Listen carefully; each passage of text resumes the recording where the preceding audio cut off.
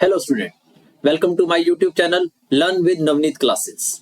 आज हम क्लास 10 का मेटल नॉन मेटल का पार्ट 4 कवर करने जा रहे हैं। हमने इसके पहले 3 पार्ट कवर किए हैं। हमने इस चैप्टर को 4 पार्ट्स में डिवाइड किया था। पहले पार्ट में हमने पढ़ा था physical and chemical properties of metal and non metal. Second part में हमने पढ़ा था बॉन्डिंग, जिसमें हमने आयोनिक बॉन्ड और कोवेलेंट बॉन्ड पढ़े बनाने सीखे थे। थर्ड पार्ट था हमारा मेटलर्जी का, जिसमें हमने extraction of metal from their ores पढ़ा था। आज हम इसका पार्ट 4, जिसमें हम अलॉय एंड कोरिजन को कवर करने जा रहे हैं। ये इस चैप्टर का लास्ट पार्ट है। अगर आपने पहले 3 पार्ट या पहले 3 लेक्चर नहीं देखे तो पहले यूट्यूब चैनल पे मेरे जाके देखिए और फिर इसको समझिए, तो आपको अच्छे से समझ आ जाएगा। तो आइए आज स्टार्ट करते हैं हम alloy and corrosion part 4 of metal and non metal. इसमें सबसे पहली डेफिनेशन आती है कोरिजन की। कोरिजन आपने फर्स्ट चैप्टर में भी पढ़ा था, बट वहां पे थोड़ा सा ही टॉपिक था। आज हम इसको डिटेल में थोड़ा पढ़ेंगे।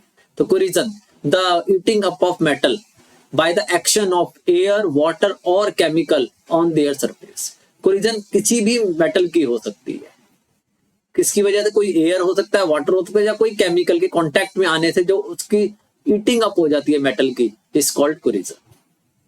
लेकिन ज्यादातर जो हम कॉमनली देखते हैं वो रस्टिंग होती है। रस्टिंग सिर्फ आयरन के लिए यूज होता है। Rusting the formation of red brown layer, आप देख सकते हो नीचे हमने डेफिनेशन लिखी, the formation of red brown layer of iron oxide over iron object when kept in moist air. जब हम उसको मॉइस्ट एयर, मॉइस्चर भरी एयर में जब हम उसको रखते हैं तो उसके ऊपर एक रेड ब्राउन कोटिंग आ जाती है, उसे रस्टिंग कहा जाता है। कोरिजन नहीं, कोरिजन सभी मेटल्स के लिए होता है। रस्टिंग पर्टिकुलरली सिर्फ आयरन के लिए होता है। आप ये नीचे इमेज में देख सकते हो, आपको रस्टिंग हुई हुई देखी होगी और ये कॉमन है, आपने अपने आसपास भी बहुत बार देखी होगी। ठीक है, मॉइस्ट एयर इसके लिए जरूरी है। राइट, मॉइस्ट मतलब वाटर प्लस एयर, दोनों की प्रेजेंस में ही ये रस्टिंग होती है आयरन की। हर मेटल के लिए अलग कंडीशंस होती हैं। अभी हम और मेटल्स की भी इस टॉपिक में कवर करेंगे। आइए रिएक्शन पढ़ लेते हैं हम किसकी, रस्टिंग की। इसकी रिएक्शन होती है Fe plus O2 plus XH2O। Water है, मतलब दोनों चीजें आ गई, एयर भी आ गई, वाटर भी आ गई, तो फॉर्मूला बनता है रस्ट का Fe2O3.XH2O। ये रस्ट का फॉर्मूला है। कई बार MCQ में पूछा भी जा सकता है। राइट, इसको बैलेंस कर लेना, यहाँ पे बैलेंस करके लिखी हुई है। आप जो भी रिएक्शन लिखोगे वो बैलेंस करके ही लिखोगे।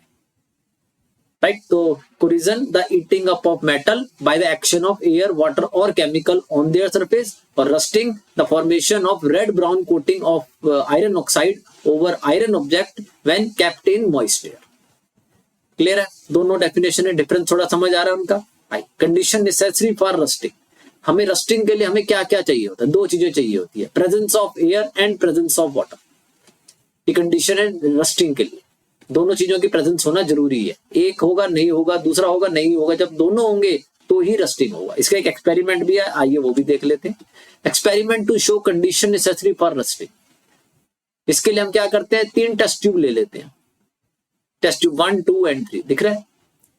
इसमें पहले वाले तीनों में हमने टेस्ट ट्यूब में हमने क्या करा, एक आयरन नेल डाल दी जो रस्टेड नहीं है, जो रस्टेड नहीं है। आयरन नेल डाल सकते हैं आप तीनों में। अब एक में क्या करोगे, वाटर ले लो, एक में क्या करोगे आप, एयर ले लो, और एक में दोनों ले लो। तो जो फर्स्ट वाली जो हमने ली है टेस्ट ट्यूब, उसमें हमने दोनों लिए, वाटर भी लिया है और ऊपर एयर भी लिया। राइट, दूसरे वाली में हमने सिर्फ वाटर लिया है और इसके ऊपर एक ऑयल की लेयर डाल दी यहाँ पे वाटर के ऊपर, ताकि एयर इसमें एंटर ना कर सके। और तीसरे वाले में हमने सिर्फ एयर लिया है और यहाँ पे कैल्शियम क्लोराइड ले लिया, CaCl2, ताकि अगर कोई मॉइस्चर हो तो ये एब्जॉर्ब कर ले। और तीनों पे कॉर्क लगा दी, ऊपर बंद कर दिया। आफ्टर फ्यू डेज हम क्या ऑब्जर्व करेंगे कि ये रस्ट नहीं होगी, क्यों? क्योंकि इसमें सिर्फ एयर थी। ये भी रस्ट नहीं होगी, क्यों? क्योंकि इसमें सिर्फ वाटर था। ये रस्ट हो जाएगी, क्यों? क्योंकि इसमें दोनों की प्रेजेंस थी, एयर की भी और वाटर की भी। तो आप इसको पढ़ सकते हो। Take 3 test tube 1, 2, 3 and insert iron nail in each of the test tube. Fill test tube 1 with water and air both.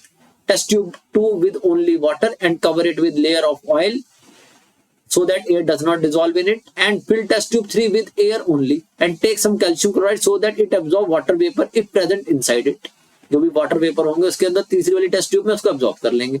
After some days we absorb the iron nail in test tube 1 get rusted and a red brown layer is formed on it while other nails remain unchanged. वहां पे rusting नहीं होगी, वो वैसे ही पड़ी रहेंगी. So this experiment show that both water and air are necessary for rusting. MCQ में पूछ लेते हैं which condition is necessary. Next आइए, ये बाकी एलिमेंट की कोरिजन दी हुई है. पहला तो आयरन ही है. इसमें आयरन के लिए हमें क्या कंडीशन चाहिए होती है? Air plus water. एयर की भी जरूरत है और वाटर की भी. इसका फॉर्मूला होता है Fe2O3.XH2. अभी पढ़ के भी आए हम रिएक्शन में. और इसका कलर होता है रेड ब्राउन, देखा भी अभी आपने. दूसरा होता है कॉपर. कॉपर के लिए भी एयर और वाटर में होता है, ये भी मॉइस्ट एयर में हो जाता है ये भी. इसका फॉर्मूला होता है CuCO3.CuOH. इसे बेसिक कॉपर कार्बोनेट कहते हैं. फॉर्मूला याद रख लो, कई बार पूछ लेते हैं, राइट. और इसका कलर होता है ग्रीन. कॉपर ग्रीन पड़ जाता है. वैसे तो कॉपर ब्राउन कलर का होता है, लेकिन जब रस्ट हो जाए, कोरोड हो जाता है सॉरी, तो वो ग्रीन हो जाता है. उस पर ग्रीन लेयर आ जाती है, देखा भी हो शायद आपने. एल्यूमिनियम. एल्यूमिनियम व्हाइट कलर का होता है, ग्रे कलर या व्हाइट कलर, और डल व्हाइट पड़ जाता है जब कोरोड हो जाता है. इसको सिर्फ एयर की जरूरत होती है, हवा में हो जाता है तो इसको हम खुद ही एनोडाइज करके खुद ही इसके ऊपर Al2O3 की लेयर बनवा लेते हैं. इसका फॉर्मूला होता है Al2O3. अभी पढ़ेंगे हम एनोडाइजिंग में, राइट. तो एल्यूमिनियम एयर की प्रेजेंस में होता है, फॉर्मूला ये होता है, उसका कलर डल व्हाइट हो जाता है. सिल्वर. सिल्वर जो है वो H2S में होता है, हाइड्रोजन सल्फाइड गैस. ये पोल्यूटेड एयर में मिलती है. और ये जो फॉर्मूला बनता है इसका Ag2S, सिल्वर सल्फाइड. और ये ब्लैक पड़ जाता है. आपने देखा होगा सिल्वर काला पड़ जाता है, राइट. वो presence of hydrogen sulphide gas की वजह से. तो ये चार एलिमेंट्स को आपने ध्यान रखना है. I method of prevention of corrosion. अगर अब हमें बचाना है, इकोनॉमिकल लॉस बहुत ज्यादा होता है हमें कोरिजन से, ठीक है. हमारे को इसके मेंटेनेंस में बहुत खर्चा जाता है हमारी किसी भी कंट्री का, राइट. ब्रिजेस हो गए, रेल ट्रैक्स हो गए, जितने भी आयरन की चीजें सब करोड होती है, सब रस्ट हो जाती है. तो उसको बचाने के लिए कुछ तरीके हैं, आइए वो पढ़ लेते हैं. Oiling, painting and greasing. आप उसको ऑयल कर सकते हो, पेंट कर सकते हो. देखा होगा आपने ग्रिल्स वगैरह को हम पेंट कर देते हैं, ग्रीसिंग कर देते हैं, ग्रीस लगवाते हैं लोग. जो मूविंग पार्ट होते हैं उनको ग्रीस कर देते हैं ताकि रस्ट होने की वजह से वो खराब ना हो जाए, राइट. तो oiling, painting, greasing. Galvanisation. Galvanisation एक प्रोसेस होता है जिसपे हम जिंक की कोटिंग करते हैं इनके ऊपर ताकि रस्टिंग से बचाया जा सके. इलेक्ट्रोप्लेटिंग. इलेक्ट्रोप्लेट इलेक्ट्रोलाइसिस की हेल्प से हम इसके ऊपर अदर मेटल्स की, एक्सपेंसिव मेटल की कोटिंग कर देते हैं ताकि इनकी लुक बढ़ सके और रस्टिंग रोकी जा सके, राइट. एनोडाइजिंग, ये एल्युमिनियम के लिए यूज करते हैं हम. और एलॉइंग, एलॉय अभी हम पढ़ेंगे इसी टॉपिक में. क्लियर है? कुछ मेथड्स हैं टू प्रिवेंट कोरिजन, राइट. शुरू करते हैं. सबसे पहला आ रहा है गैल्वेनाइजेशन. आपने गैल्वेनाइज्ड पाइप वगैरह देखी होंगी, ठीक है. So the process of coating a thin layer of zinc of over iron object to prevent rusting. हम इसके ऊपर जिंक की कोटिंग कर देते हैं ताकि इसका एयर से कांटेक्ट कट जाए, एयर और वाटर से कांटेक्ट कट जाए. ऊपर जिंक आ जाएगा बीच में, किसके बीच में? आयरन ऑब्जेक्ट के बीच में, और एयर वाटर के बीच में जिंक आ जाएगा, जिससे इसकी कोरिजन रुक जाती है. तो galvanisation is the process of coating a thin layer of zinc over iron object to prevent rusting. Next I anodising. Anodising the process of forming a thin layer of aluminium oxide. Al2O3 की layer बनती है इनके ऊपर.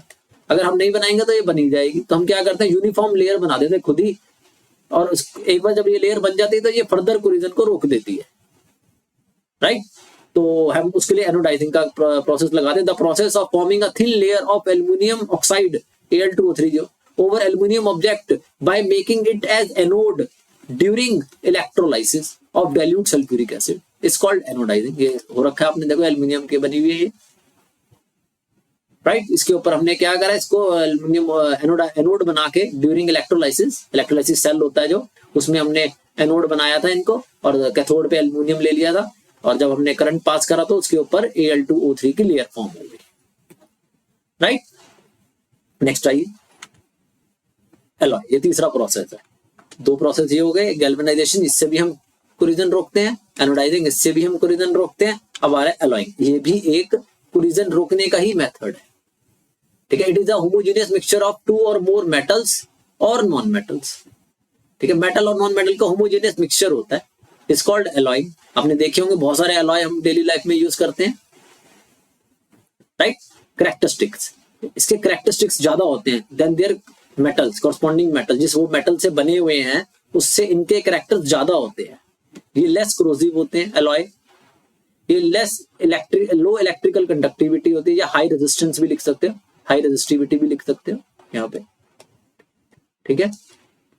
तो less corrosive होते हैं, लो electrical conductivity होते हैं, हार्डर होते हैं, ज्यादा हार्डर होते हैं, स्ट्रॉन्गर होते हैं देन देयर कॉरस्पॉन्डिंग मेटल, और high melting point and boiling point होता है इनका।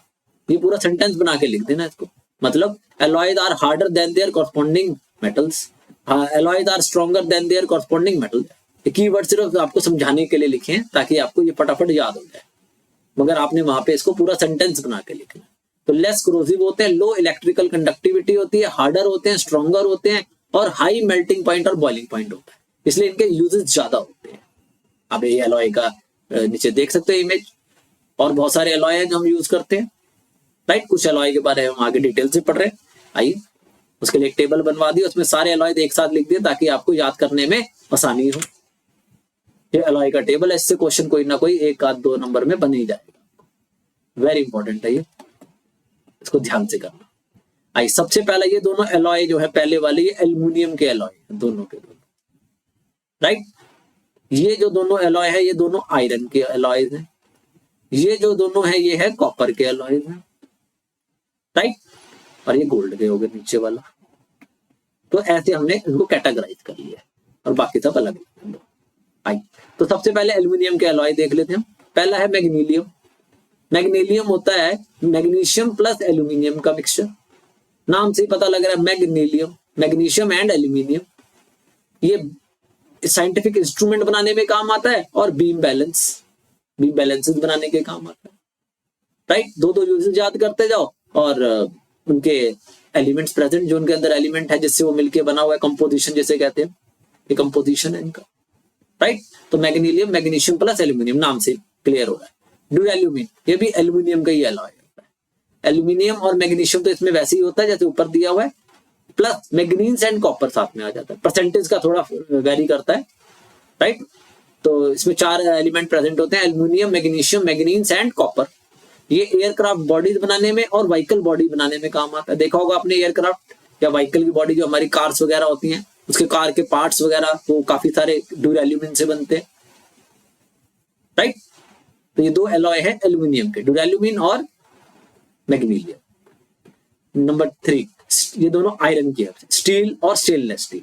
स्टील होता है जिसमें हम आयरन प्लस कार्बन दोनों को मिक्स करके बनाते हैं, राइट। इससे क्या होता है, ये लेस क्रोजिव हो जाता है, इसलिए कंस्ट्रक्शन और बिल्डिंग्स वगैरह में ये काम आता है। देखा होगा आपने जो पिलर्स वगैरह होते हैं उनमें बार्स जो डलती है, स्टील की बार्स डलती है, लेस क्रोजिव होती है। अगर हम आयरन डालेंगे तो वो जल्दी करोड हो जाता है, इसलिए हम उसको स्टील बना के डालते हैं। नेक्स्ट आ जाए स्टेनलेस स्टील। स्टेनलेस स्टील होता है आयरन, कार्बन, निकल एंड क्रोमियम, साथ में ये भी डल जाता है, तो ये स्टेनलेस स्टील हो जाता है। आपने घर में देखा होगा स्टेनलेस स्टील के यूटेंसिल्स होते हैं, ब्लेड्स होते हैं, नाइफ्स होते हैं, सर्जिकल इंस्ट्रूमेंट होते हैं, ये कुछ यूजेस हैं इसके स्टेनलेस स्टील के, राइट। ये तो देखा ही होता है ज्यादातर स्टेनलेस स्टील सब में घरों में यूज होता है बहुत ज्यादा। तो ये दोनों एलॉय जो है ये आयरन के एलॉय है, steel and stainless steel. Next जो 2 आ रहे हैं वो कॉपर के एलॉय आ रहे हैं। पहला है ब्रास। ब्रास में Cu और Zn होता है, मतलब कॉपर और जिंक का एलॉय है। और इसका एक और एलॉय होता है ब्रोंज, वो होता है आपका Cu और Sn का।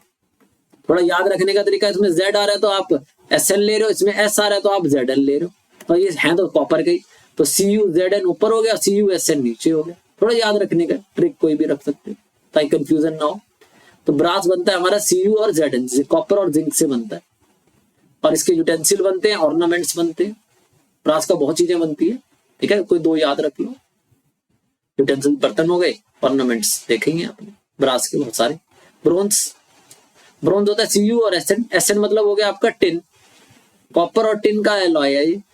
ब्रोंज के मेडल्स होते हैं, देखा होगा आपने, सुना भी होगा, ब्रोंज मेडल जीत के आए हम। कॉइन्स बनते हैं, स्टैचूज बनते हैं, राइट, ब्रोंज के। नेक्स्ट आइए सोल्डर। सोल्डरिंग आपने देखी होगी, इलेक्ट्रिक ज्वाइंट सोल्डरिंग करते हैं हम, राइट। वो होता है क्या, सर्किट बोर्ड जो होता है उसके पीछे भी आपने डॉट्स बने हुए देखे होंगे, वो भी सोल्डर के बने होते हैं। पीबी और एसएन, लेड और टिन। पीबी होता है आपका लेड और एसएन होता है आपका टिन। लेड और टिन का ये एलॉय है, कौन, सोल्डर। और ये इलेक्ट्रिक जॉइंट्स के काम आता है, सोल्डरिंग की।